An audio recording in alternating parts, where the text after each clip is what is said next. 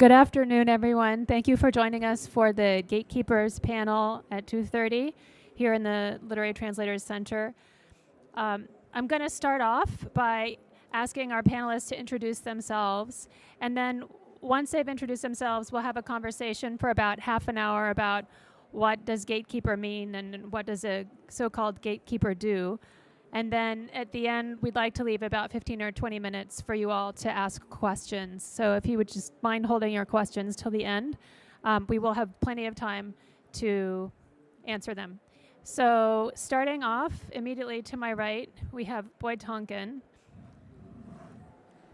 Thank you very much, and thank you for coming. I'm Boyd Tonkin. I'm the literary editor of the independent newspaper here in London, and I'm also a judge for our annual Independent Foreign Fiction Prize, which I suppose is another kind of gatekeeping. And by the way, if you want to stick around, we have an event on our shortlist immediately after this. So that's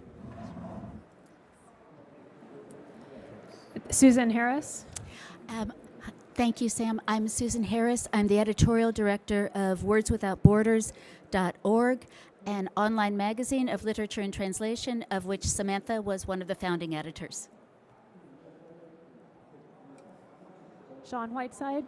Hello, I'm Sean. I translate mostly from German, but also from a few other languages, French, Italian, and Dutch. I translate a mixture of classics. I've translated Freud, Musil, that kind of thing, and a lot of contemporary fiction. Most recently, a novel by Pascal Mercier called Perlman's Silence, which is a 700-page novel about a translator going mad.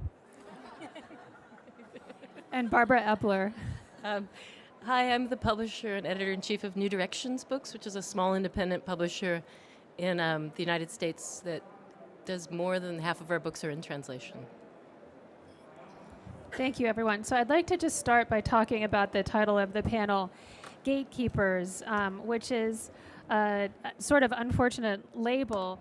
And I don't imagine that any of you sitting at the table here would think of yourself as a gatekeeper or readily identify yourself with that label.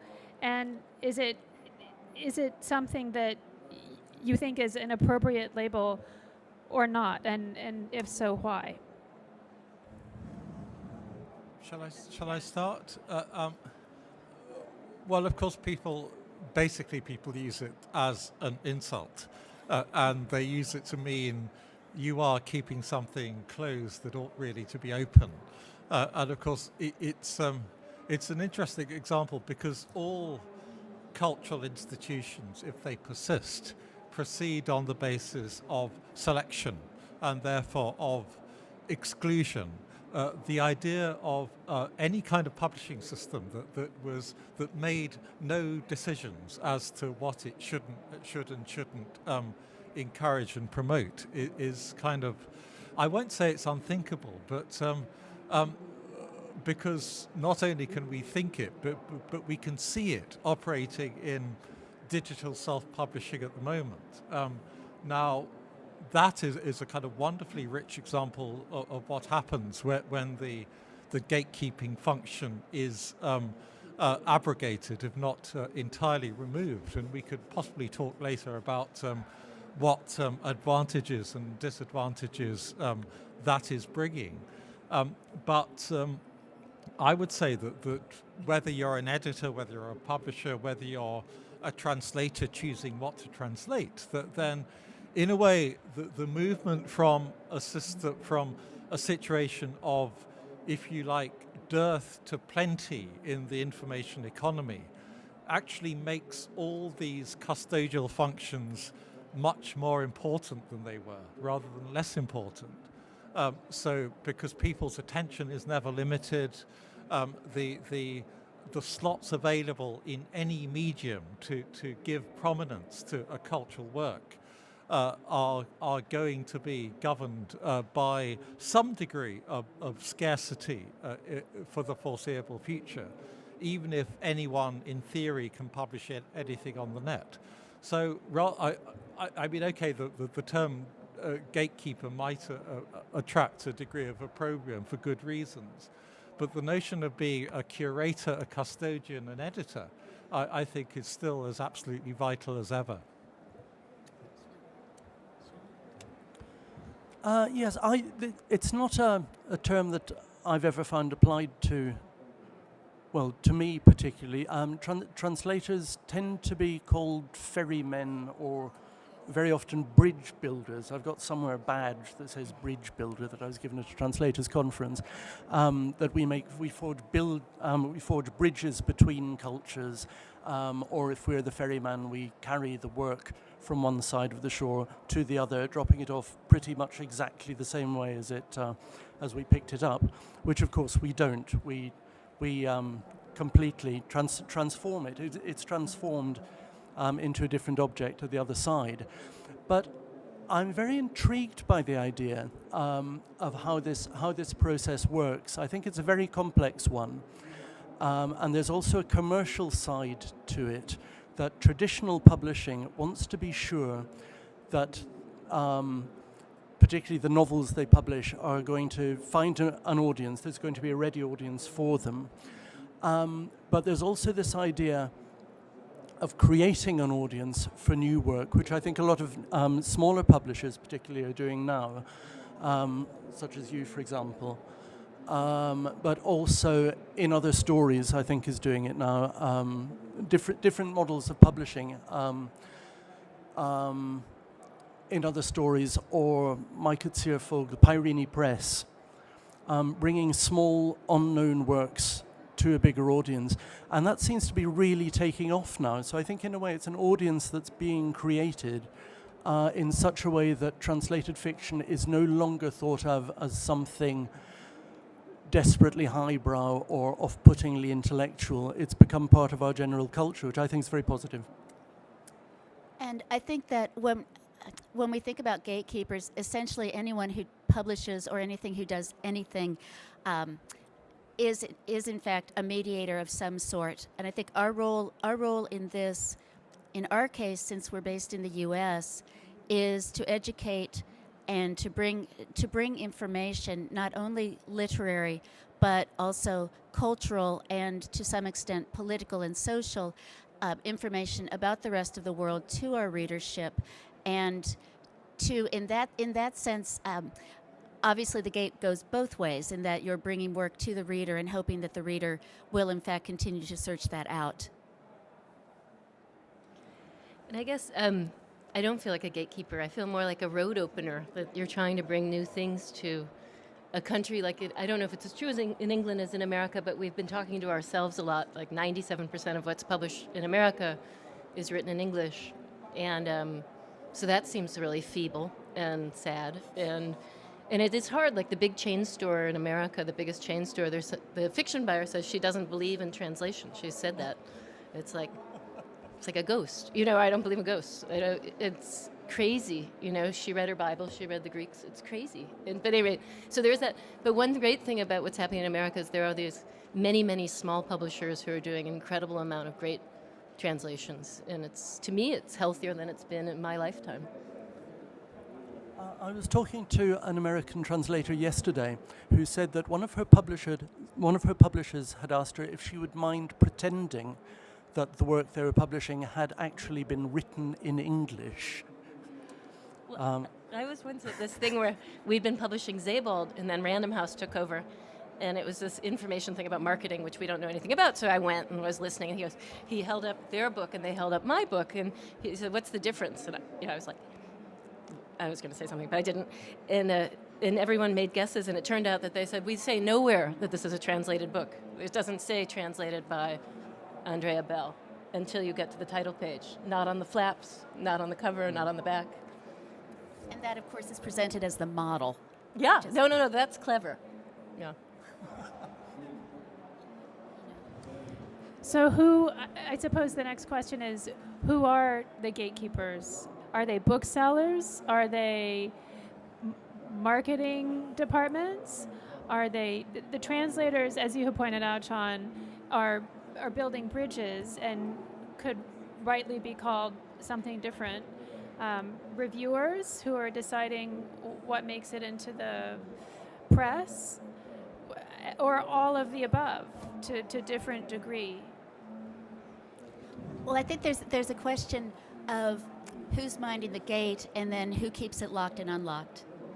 And I think obviously anyone in publishing is dependent on all sorts of other systems to get the work out. Certainly with book publishers, you're dependent on book publishers, translators, dependent on booksellers, and again, as Barbara said, not necessarily a good situation with the chains in the U.S.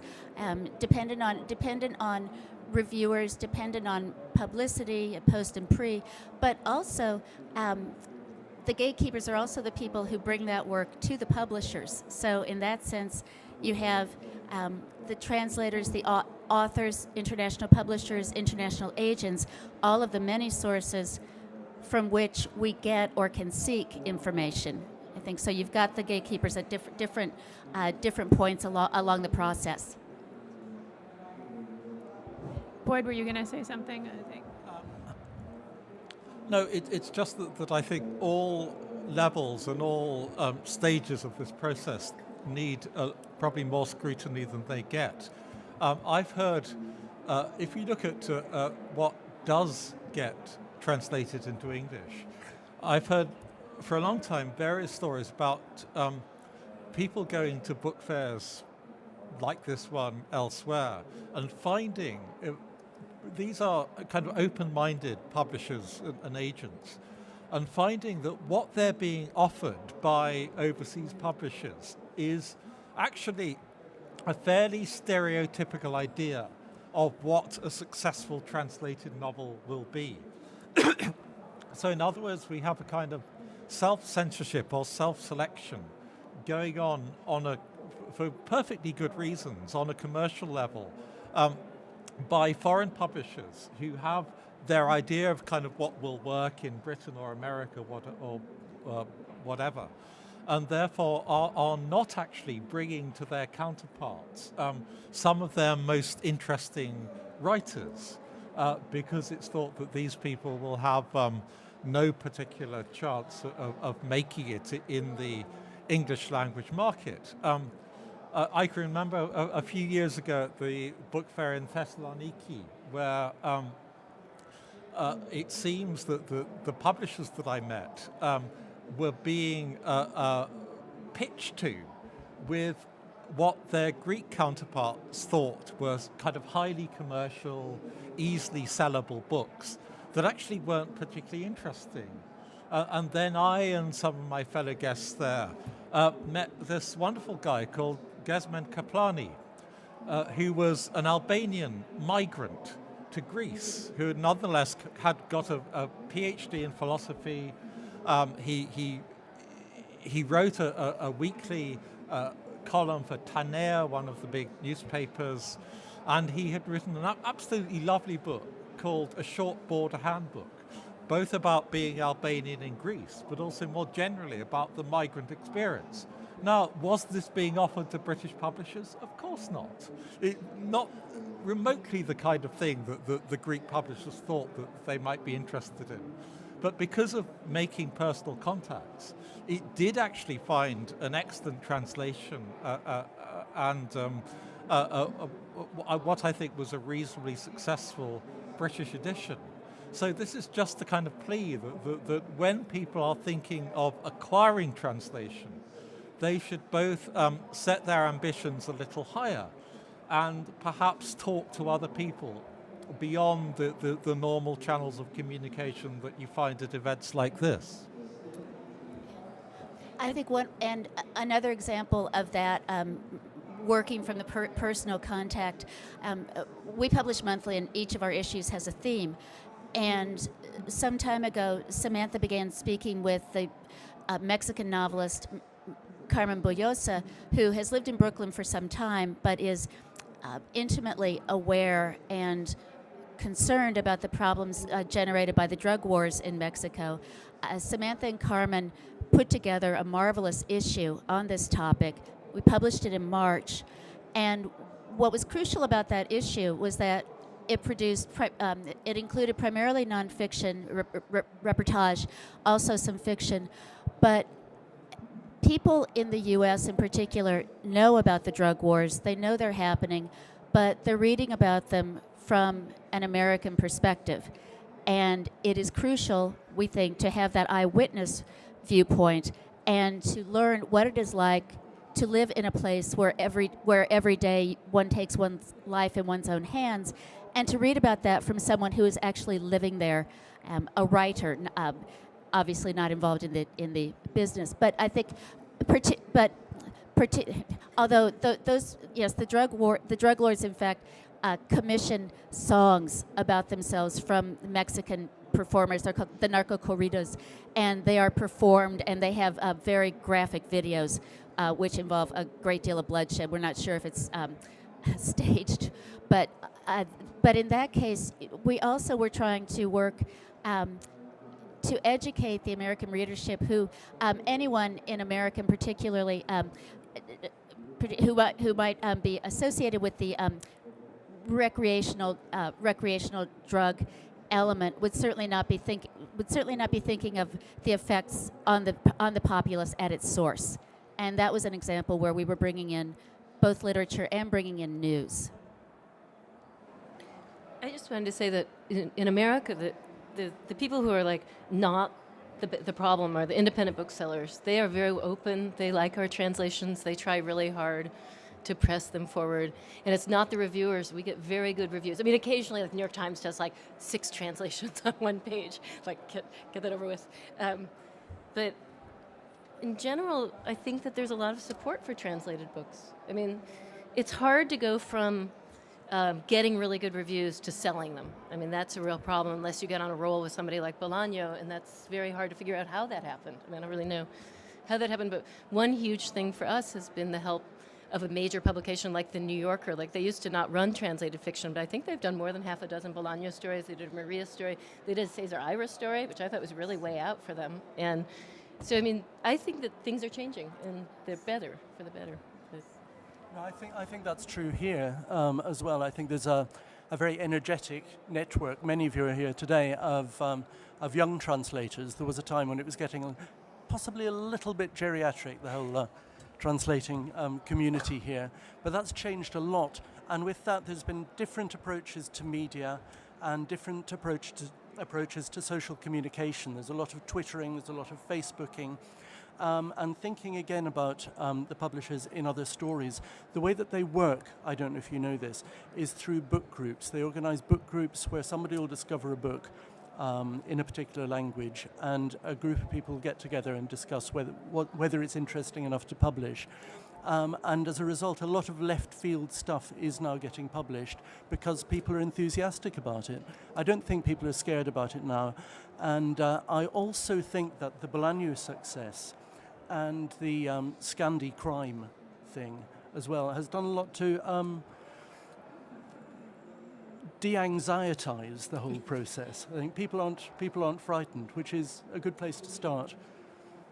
Yeah, and also I think that whole truism, which is really another word for a lie, that translations are hard or that people don't enjoy them or that they're not authentic, has really lost some of its teeth over that. At least Bolaño. I mean, it was like, yay, we can sell books. Yeah. So if we say that by making a decision to publish something or translate it, a translator or an editor or a bookseller is then making a decision not by default not to publish or translate someone else or publish someone else. Is that something that you all are aware of as you kind of go about the business of your jobs? And if so, how does it affect the way you do your job as you see it? What you mean, the sense of what isn't being translated?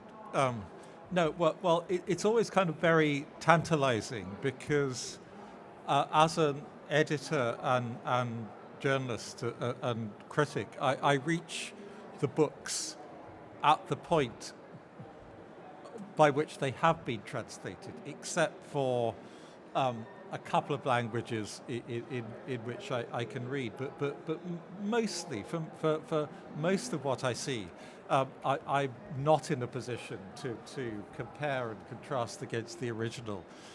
So it's sometimes very tantalizing if you travel internationally and you're meeting writers and you say, well, I'd really love to read your book, but if it's in Arabic or Korean, sadly, I can't. And I have to say that the solution that is sometimes sought, which is to generate sample chapters, is often worse than useless because the quality of those samples is so abysmally low that you get absolutely no idea of why anyone would ever have wanted to read this book. That's a shame. And it's kind of tragic because he knows how many great books have actually lost their chance to be translated into English because some publisher has cobbled together a very hasty sample chapter from someone who simply didn't do it very well.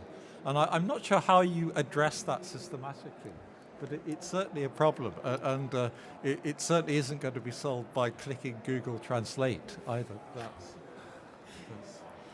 My favorite Google Translate story was when I was trying to track down rights, and I had written to the son of an author, a Turkish man, and I got an email back saying, I am the varicose veins of the man I was looking for. And I knew exactly what had happened. And it turns out that in Turkish, the word for air is also the word for varicose veins. And this poor man had obviously thought he was blood relative. But I think that,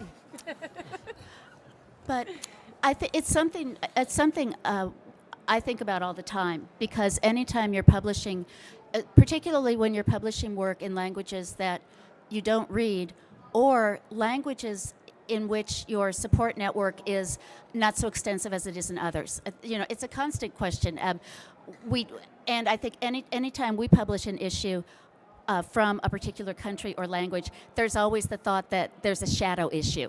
That if we publish 10 pieces, there could be another 10 writers that we don't know about.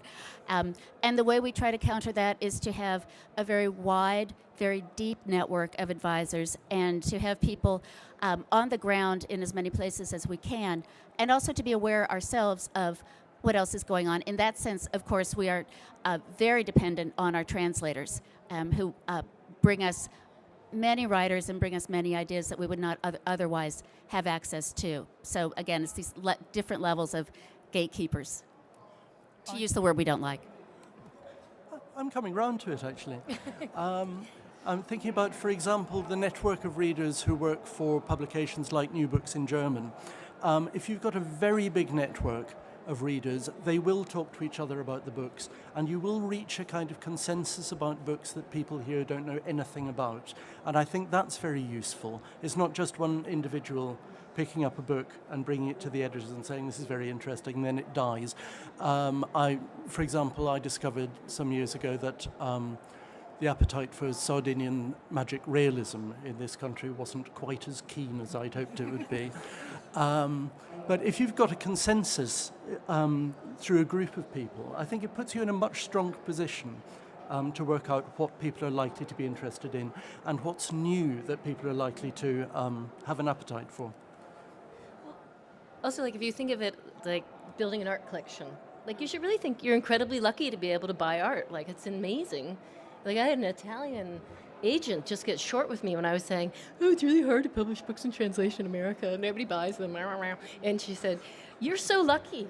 Nobody's doing anything. So you go, there's this huge field, there's all these flowers, and you get to go and pick your ones for whichever reason you think are the most beautiful. And you might be wrong. You sometimes buy a pig in a poke, but still, it's an incredible opportunity for the English-speaking world because we do so little. In Holland, 50% of their books are translated. So there's just so much out there that it's incredible. Mostly it's an incredible opportunity. And I just want to say, on behalf of American publishers, it's the big houses are run by the marketing departments, and so there may be very wonderful editors who have languages, unlike me, and that come and they just get shot down by the marketing department, because they can't pronounce the name, because they don't have a complete translation, they can't afford to do that. I mean, it's really hard. And yeah. So. And of course, it's so difficult to sell literary fiction in English as it is, that if you add the overlay of translation, again, as you said, for marketing, that can sometimes be enough of a disincentive. But I'd say like the younger reviewers especially, but almost all reviewers, they're curious. I mean, I don't know, I was down in Argentina, and the Brazilians and the Argentines have this constant like bugging each other. And the Brazilians said, the Brazilian guy who I really liked, I like the Argentine guy too, goes, yeah, what's the difference, implying it's all about Argentina, what's the difference between ignorance and arrogance? I don't know and I don't care. And I just, and I love that. And I think these younger, like people they want to know. Not everybody wants to read another novel about divorce in Dubuque. I mean, it's a bore, no? I mean... Can I just say that absolutely accords with my experience. This idea that you still sometimes hear that the English-speaking world is full of these poor little rabbits who are frightened of translation and will run into their holes or kind of run back to Anne Tyler or J.K. Rowling if they're presented with one, is absolutely not true. The people who are curious about a wide range of books will be curious about translated books as well. I love the idea of the book buyer who doesn't believe in translation. If she doesn't believe in translation, can I suggest I could give her my bank account and every cent that she's made from Stieg Larsson could go directly from her to me. But in general, I think that there is, if you talk about gatekeeping, there is for the sort of people who have eclectic interests in literature generally, translation is an open door. I don't think that there is resistance. The people who are resistant to translation are basically resistant to reading good books anyway, and I don't think they exist in a separate category. However, and this is where I have to get a bit tough, I sometimes think the translation community, certainly in Britain, is its own worst enemy. It can come across as basically very snobbish, very dismissive of the whole range of kind of unwashed plebs who don't sufficiently appreciate the masterworks that they're bringing to a resistant public. I also think the tone in which a lot of translation is advocated is far too close to a kind of villa in Tuscany exclusivity, kind of, if you like going to shishi restaurants and you like superior bottles of wine, then you're going to like our kind of our vintage Serbian novelist as well. I really would like to kill that attitude completely, because I think it is one of the factors that does keep people away from reading as much translation as they could. I think it's on the way out. I think that attitude that you describe, I think that seems like 10 or 20 years ago to me. I'm not sure it's true anymore. Yeah, I hope you're right. I really do. Yes. Although I have to say that every year I look at the shortlist for the Independent Fiction Prize, and half of the books on the list have not been published in the U.S. and will not be published in the U.S. And so I think that the responses, not sure what all of the causes are, but obviously there's a somewhat different level of receptivity. I don't know. I think everyone has to avoid the eat your vegetables thing. Yeah. It's like you have to do that because it's a balanced diet. And like, I don't think that's at all attractive. Do you think, or do any of you think, we've got 2 Americans and 2 Brits, do you think that the UK market in general may be more receptive to translated literature? There's a couple of publishers who skin us all the time and make us pay 60% of the translation costs based on the fact that we have a bigger country. I was like, great. Yeah, I don't know. You seem like you review a little more because of the TLS and the Independent. There seems to be the London Review. The New York Review is great, but there's not much, and they've thinned out, so that's harder for us. But I don't know. Well, I think to some extent it's just a function of the overall symptom of the industry, right? That it's not, that's just not true for translation alone. It would be true for all reviews and all booksellers and book sales to an extent. No, there's this weeping and wailing in what they used to call midlist fiction in America, that they've lost their homes and they don't get new publishers, and some of these writers are in trouble. And I don't even know what midlist fiction exactly means, but they call themselves that, or their agents call them that. And I think it would be interesting to talk a little bit more about what you referred to in the beginning, Boyd, about the electronic publishing and how that can possibly democratize what's out there, certainly change the dynamic of the way things happen. It's very interesting. We have this stack of flyers on the table, Amazon Crossing, which of course is a new translation publishing program. So what do we do? Do we hiss on the basis that Amazon is Satan stalking the world, or do we applaud on the basis that this is a new and probably very fertile channel for putting translations into the English-speaking domain that otherwise wouldn't be there? are they edited? That's, Does anyone I'm edit not those? sure. I don't Yes, think yes, so. yes. I think they have 5 editors. Yes, yeah, that's Sorry, what was that? certainly. I think the same remarks about quality control would need to apply to online publishing as to print publishing. It's worth bearing in mind that whether you're reading electronically or whether you're reading what I now understand we have to call a P-book, if you're reading a translation and that translation is lousy, it really can put you off the entire field. And I think that's a real danger, in that people who are not particularly experienced or frequent readers of translation, if they come across a bad one, they won't pick up another. And obviously, if you're opening the field via various platforms for digital publishing, that I think will be an acute issue that translators and publishers will have to address. The potential for incompetent translation to act as a disincentive might actually be intensified once you could find a lot of cheap and cheerful translations online.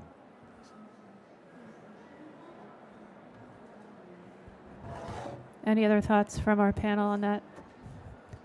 Certainly there does have to be quality control, and that is something that I would be concerned about, because we don't know quite what the editing process is at Amazon Crossing yet, or exactly how it works, or necessarily exactly what it's for, I think.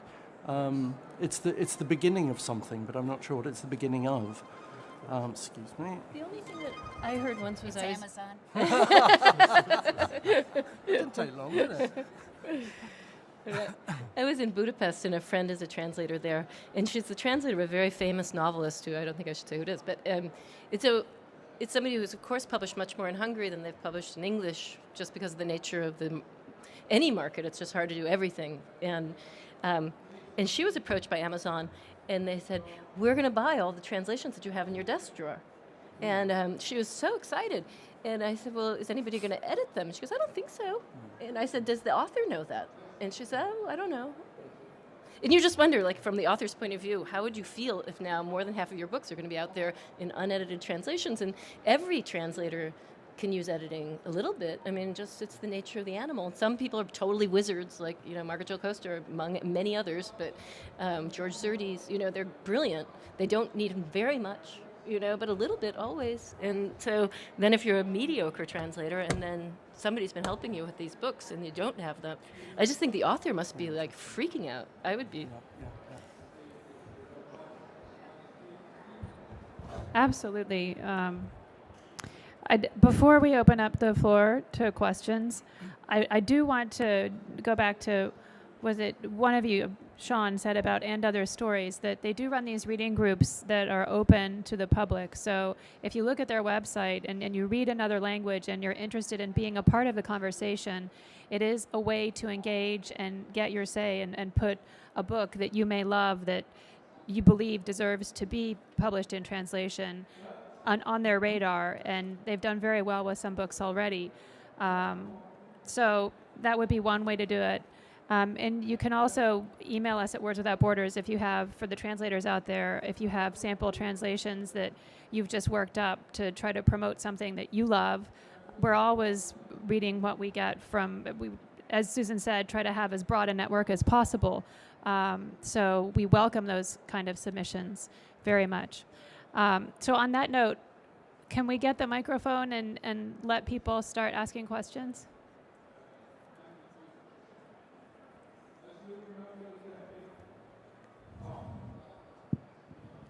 Thanks. The practice of translation seems to be institutionalizing fast. The same way that creative writing seems to, in America specifically, has institutionalized to an incredible degree. That is to say, we have degrees in it, we have theories of it, we have mentorship programs in it, et cetera, et cetera, et cetera, which suggests that ways that people pick translators and find that ways that proficiency is judged are changing. And there's sort of a proliferation of symbols of proficiency. How do you pick your translators? How do you judge your translators? Before I forgot to say, can you just identify, say your name and whether you're a translator? I'm what sorry. you do? My name's Kanan Morse. I work for an institution called Paper Republic. We do Chinese literature and translation. I'm a translator. Thank you. It's complicated. I'm sitting again on the Penn Translation Fund Award, and that's this great thing, and you can send them to New York from England too, or anywhere, and it's for books that do or don't have a publisher yet, and so we get hundreds of really interesting things. I mean, New Directions has chosen books from that, and then we've also, I've voted for a lot of projects that just aren't quite right for us. And it's just been interesting because you're sitting with 6 or 7 people, most of whom are much better in languages than I am. And so they have 1, 2, 3 languages. Sometimes somebody like Michael Henry Heim has like 10, So, and it's interesting to hear how everybody has a different approach. And the theories on translation, I mean, you could just spend the rest of your life talking about it. But what's interesting is that people do recognize quality. And there's a lot of dissension for the first, what are the best 20? And because people have their favorites. But then after that, it's really hard to get it down to the 12 because we've all chosen what are really great translations and we can defend them. And so there's a lot of blood. And what it suggests to me is that there is some sixth sense that is there as well as proficiency. And I think it has to work incredibly well in English. And I just want to say about this question of crappy translations and crappy sample translations is sometimes even then underneath the mud you can see there's something interesting. You want to take it out and start over. But I don't know. That's how, at New Directions, it's kind of, you read a lot, and it's whether or not it's completely convincing. And if you feel your hair go up, it's a great translation. It's a great piece of writing. It has to be a great piece of writing. So. Again, I had mentioned our network, and I'd mentioned working with translators. One thing that's very useful, as you mentioned, the study of translation has become more institutionalized in the U.S. A number of people who have translated for us are teaching in translation programs and send their best students our way. We also had a marvelous experience, again with our March issue, in working with the mentee group in Spanish from the BCLT, the Center for Literary Translation in Norwich. And I think that, again, we get our translators from a number of sources. We have had some unfortunate experiences, but very few. Actually, we've been quite lucky. And as Barbara said, a lot of times you see what's there, and sometimes it's a bad translator, and sometimes it's just a bad fit. And so a lot of it is matching translators' experience and knowledge with the proper text to get the best result. Next question.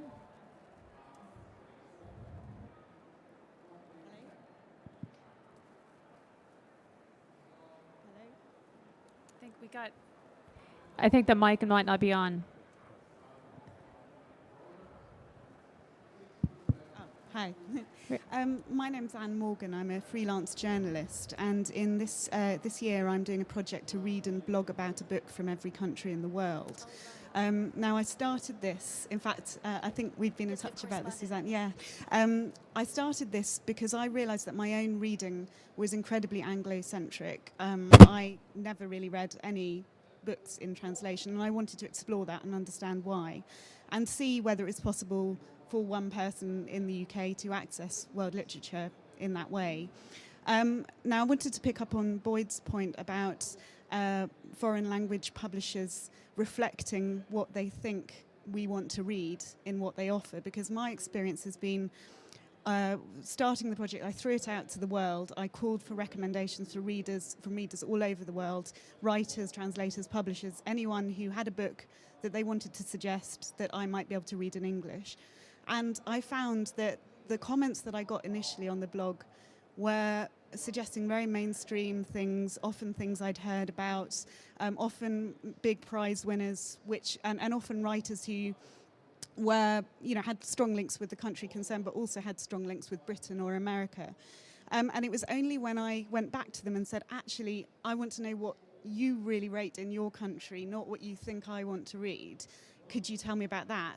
I found I got some much more interesting suggestions and some things that I was quite surprised about. But I wonder, just thinking about this gatekeepers idea, whether that means that in some ways the gatekeepers are the readers as much as anyone else, because unless we ask for it, unless we ask for imaginative, interesting, different things, it's just not, it's in no one's interest to give it to us. We're always asking everybody, like our writers and our translators, and people have loved to share opinions. It's great. I mean, it's really helpful. It's incredible. You find it, and I just want to say, sometimes you learn the wrong thing. Like the first reader of Sebald for us was a professor, and he said, "This is too intellectual for Americans." I was kind of insulted. It's kind of like, So we sent it to another reader, but. Yeah, I think you have to ask for what's the most interesting thing in your own country. And then, of course, you're also sometimes depending on the gatekeepers in those other countries, especially if you're trying to get a sense of what's not only, private individual readers, but also if you're trying to get a sense of what's being reviewed or talked about. Yeah. I think, but again, we're always talking to people and talking to translators, too, about things that they've read and don't necessarily wish to translate themselves, but which they do think deserve to be in English. Can I say one subset to that? Is I get regularly, I'd say 2 or 3 times a year, a book by a European usually, but sometimes from anywhere around the world, set in New York. And it's always like, yes. Oh. Again. Yes. I mean, they're not all horrible, but there's something about it. Can I just add to that? That is, yes, the novel set in New York and London is a special category, but I think there's a general problem. Which is that very often when people are thinking about what to publish in translation, writers from outside the English-speaking world are expected far too often to be what anthropologists would call native informants about their societies. In other words, they are somehow expected to produce books that are sociological, historical, journalistic, that reflect on current events, that are essentially kind of chunks of real life, past or present, from the societies in which they live. Now, of course, we don't apply the standard to British novelists. We find it perfectly normal that David Mitchell should want to write about 17th century Japan. But the same goes for his counterparts in other countries. They don't write about what is on their own doorstep. They go where their imagination leads them. And I would like to see a bit more responsiveness among publishers to granting authors that they want to translate the same kind of imaginative license that they would to authors within the English language.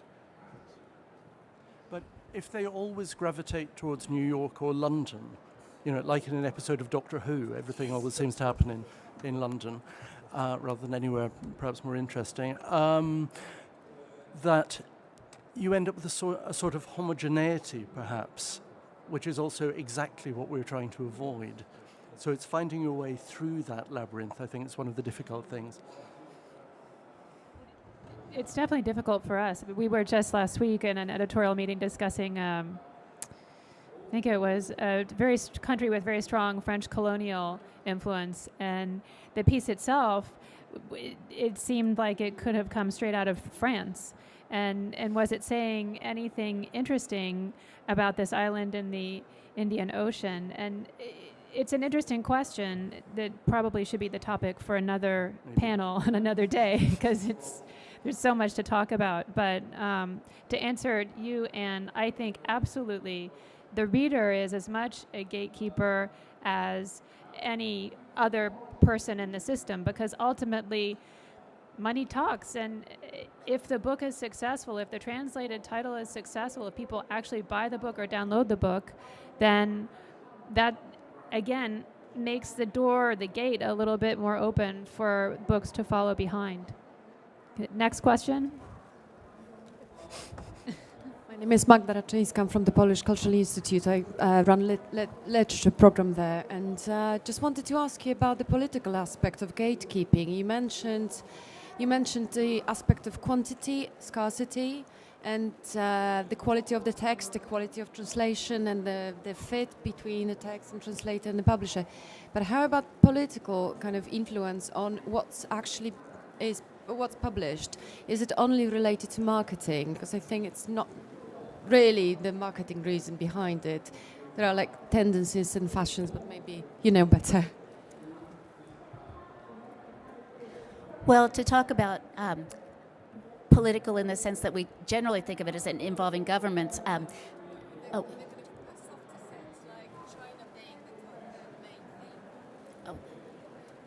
Sorry. I think. So I didn't mean that high level of governmental politics, just the softer, let's say, what media are into. Right. Last year, when the uprisings began in the Middle East and the countries and the dominoes started falling, we decided to do a double issue, July and August, on writing from the Arab Spring. And in that sense, we knew that what we were doing was, in some ways, overtly political, but we also were presenting information on the regions largely through fiction, some essays and some fiction, again, with the idea of providing a cultural context for what was going on politically. So that was one example. Again, also the drug war issue that I mentioned earlier. We're a literary journal. We don't publish. We tend to stick with fiction, poetry, and essays. But in those two cases, we were providing information about what we would call current events that we felt was very useful, particularly in the U.S., where we do tend to know much of the world through a strictly political prism. Yes, it reminds me, the week before last I was in Abu Dhabi and I interviewed the winner of the International Prize for Arabic Fiction, Rabi Jaber from Lebanon. Of course, I had to ask him the question about fiction in the Arab Spring. And he kind of quite rightly brushed it away and said that's a media question that has nothing to do with how writers behave. Now, of course, on one level, he's entirely correct. But you always find that fiction ends up approaching the political realities of the day, even if it does it by an incredibly roundabout and oblique route. So in terms of the Arab Spring, to take an obvious example, I would expect all sorts of interesting novels from the Arab world about it over the next few years. But just don't be surprised if some of them are set in Egypt of the pharaohs, for instance, because that can be another way of writing about contemporary events. Carmen Booya, who was the guest editor of our Mexico issue, had a great way of expressing this. She said, I think fiction sheds a more complex light on these issues than straight nonfiction reportage does. I wondered whether the question referred to some sort of political censorship, whether conscious or unconscious. Censorship is probably too strong a word. It's rather this kind of soft policy of promoting these titles from that part of a region, or the themes related to this and not that. It's not necessarily geographically related and political in the sense of referring to actual conflicts. It's rather referring to fads and certain tendencies among publishers and critics. So yes, it's just too strong, I think, censorship.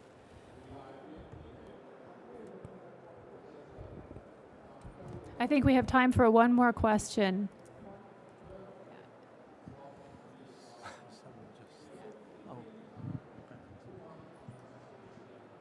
Hello, I'm Melissa Rolfe, the founder of Pushkin Press. We've done translated fiction for 15 years.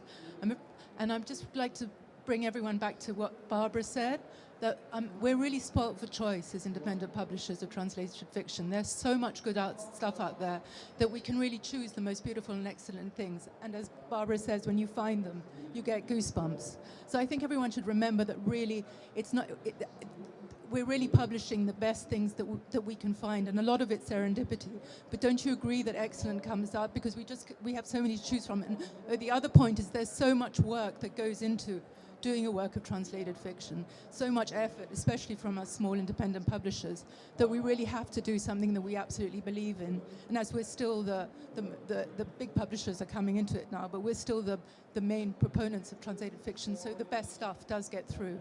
Would you agree with that? I've just found that we can publish very good books and get nowhere. We have to publish great books to break through. And so you really have to find the greatest.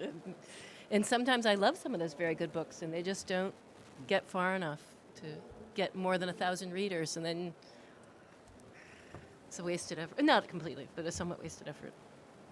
But what Pushkin's been able to do is not just to pluck those flowers from the contemporary scene, but to go back to forgotten books from different cultures, which makes the field even vaster, I think.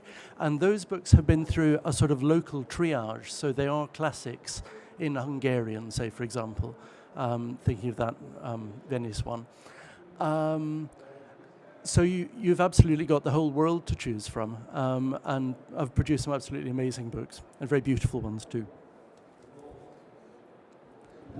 I think we might have time for one more, and that's definitely the last one. Hi, I'm Gabriella Pageford. I'm an editor with Amazon Crossing, and I just wanted to take a quick moment to confirm and clarify some information. We do edit all of our manuscripts using some of the same editors that you guys do. Thanks for your great editorial training from New Directions. I know you guys have helped make some of the editors I'm working with as good as they are.